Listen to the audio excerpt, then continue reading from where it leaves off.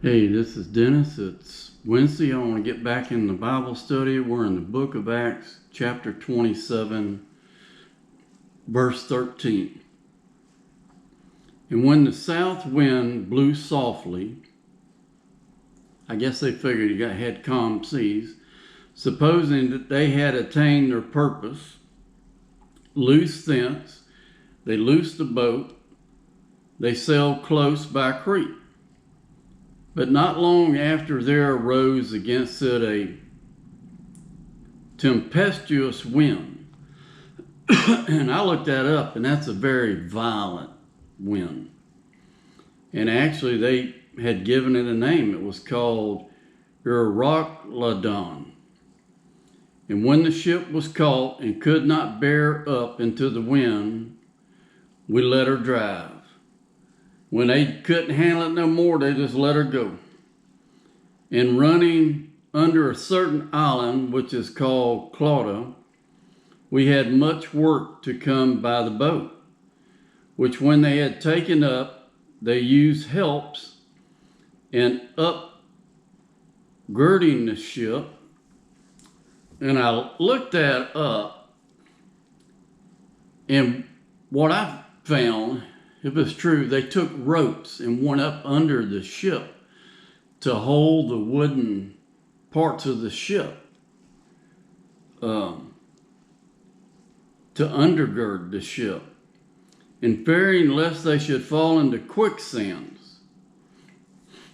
Now, I've never heard of quicksands in the ocean, but I've heard of sandbars, and I think that's what it's talking about here, sandbars. And fearing lest they should fall into the quicksand, which I don't want to add to or take away from the word, but I'm thinking it's talking about underwater sandbars. Straight sail. So to me that says they took the sail down, and so was driven. They took the sail down, undergirded it, and the wind was so hard it was just blowing the boat. And the third day we cast out with our own hands the tackling of the ship. So by the third day, they're just throwing crap overboard. They're throwing the tackling over. Let's see. And we being exceedingly tossed with the tempest, the next day they lightened the ship, and the third day we cast out our own hands the tackling of the ship. And when neither sun nor stars in many days appeared, and no small tempest lay on us. This was really serious. It wasn't a small tempest. This was hardcore. All hope that we should be saved was then taken away. By then, the third day, they're like, we're all going to die. We ain't going to make it. But after a long absence, Paul stood forth in the midst of them.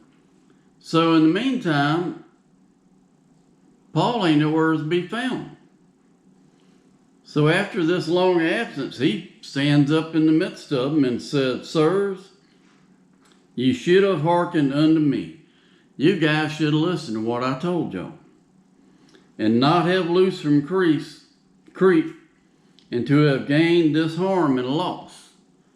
And now I exhort you to be of good cheer, for there shall be no loss of any man's life among you but the ship.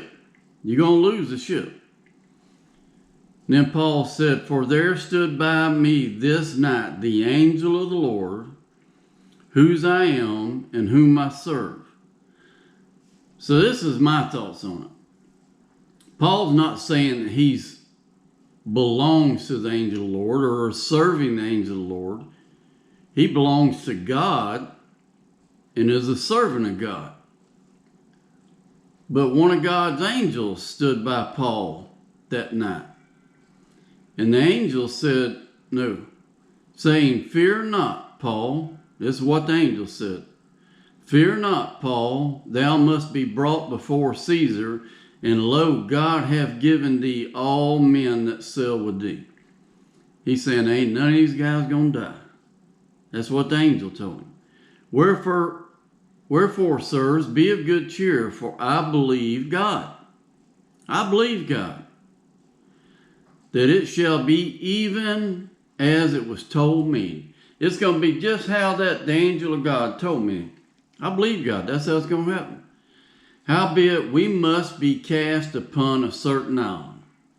They're going to be cast out on a certain island. Well, God bless y'all. Walk with God one day at a time.